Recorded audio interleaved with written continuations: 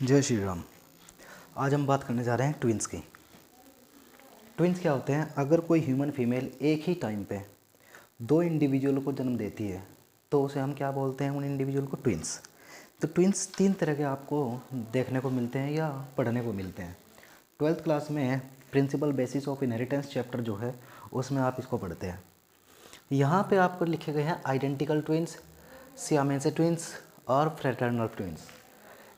क्या है ये ट्विंस? पहले आपको नॉर्मल प्रोसीजर पता होना चाहिए कि क्या होता है एक्चुअली।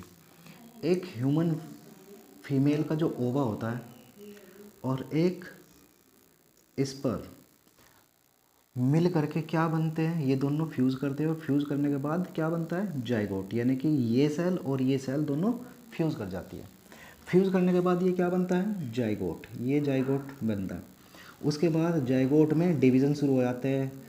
फिर डिवीज़न 2 से 4 सेल, 4 से 8, इस तरह से बनते बनते बनते बनते क्या हो जाएगा? पूरा कंप्लीट इंडिविजुअल तैयार होता है। लेकिन जैसे ही जाइगोट बना, जाइगोट अगर अपनी माइटोसिस के थ्रू एग्जैक्ट 2 कॉपी तैयार करता है, ये इस तरीके से होगा। जाइगोट ने अपनी 2 कॉपी तैयार की।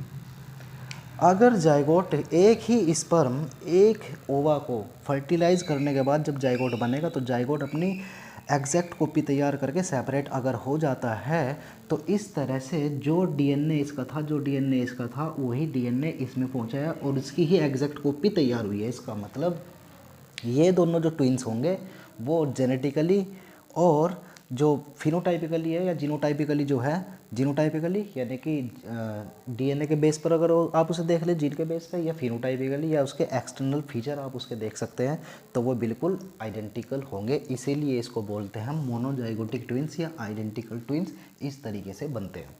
ठीक है, इस तरह से ये दोनों अलग अलग इंडिविजुअल में डेवलप हो जाएंगे और 2 बर्थ होगी। ये होते हैं आइडेंटिकल ट्विंस। दूसरी सिचुएशन क्या है? सियामेज ट्विंस या कंजॉइंट ट्विंस। इस सिचुएशन में क्या होगा?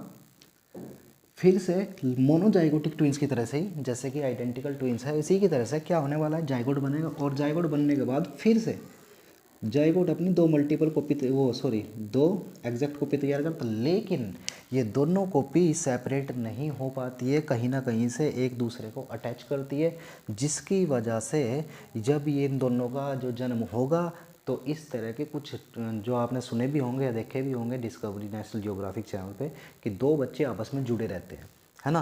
क्योंकि इसकी जो कॉपी बनी थी दोनों, उन दोनों कॉपी में सेपरेशन नहीं हो पाया और सेपरेशन ना होने की वजह से अब ये दोनों इंडिविजुअल डेवलप होने से हो जाएंगे। पूरी तरह से डेवलप होने के बाद भी ये अटैच रहेंगे और फिर से वही, क्योंकि डीएनए सेम है दोनों का, इसीलिए इनका क्या होगा?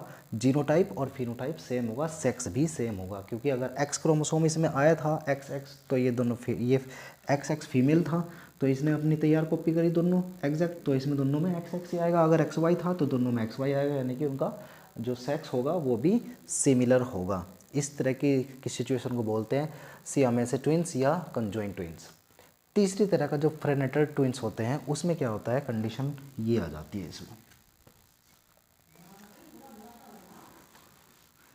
कभी कभी क्या होता है, जो फीमेल्स कुछ जो कॉन्ट्रासेप्टिव जो मेथड्स होते हैं प्रेगनेंसी को या गर्भ निरोधक गोलियां खाती है, कुछ तरीके इस्तेमाल करती है और उसके बाद या जिनको स्टेराइल की कंडीशन होती है, बांझपन की दिक्कत होती है, जब उनके जो ट्रीटमेंट चलता है, ट्रीटमेंट के बाद कभी कभी ऐसा हो जाता है कि फीमेल अपना जो कि हर महीने एक ओवा बनता है वो ना हो करके एक ही महीने में एक ही टाइम पे 2 ओवा बन जाएंगे। और जो 2 ओवा बनेंगे तो फिर 2 ओवा के साथ 2 क्या बनेंगे? 2 जाइगोट बनेंगे। इससे एक जाइगोट ये बन जाएगा और इन दोनों से एक जाइगोट ये बन जाएगा। तो इस तरह से ये 2 अलग अलग जाइगोट है। हो सकता है इसमें कोई और एक्स क्रोमोसोम हो, इसमें कोई और एक्स क्रोमोसोम हो, तो इसका सेक्स और इसका सेक्स सेपरेट यानी कि अलग होगा। और इसी तरह से क्योंकि इसमें कौन सा डीएनए था ये नहीं पता, इसमें कौन सा डीएनए था ये नहीं पता, तो इसीलिए इन दोनों का जीनोटाइप और फिनोटाइप सेपरेट या अलग हो सकता है। ये सेम सेक्स के भी हो सकते हैं, डिफरेंट सेक्स के भी हो सकते हैं, लेकिन इनका जीनोटाइप फिनोटाइप सब कुछ अलग होगा। इस तरह के ट्विंस जो होते हैं वो फ्रेटर्नल ट्विंस बोले जाते हैं। ठीक है, ऐसी इन्फॉर्मेशन के लिए सब्सक्राइब करिए और कुछ लेकर आ रहा हूँ आपके लिए कुछ वीडियोज़। जय श्री राम।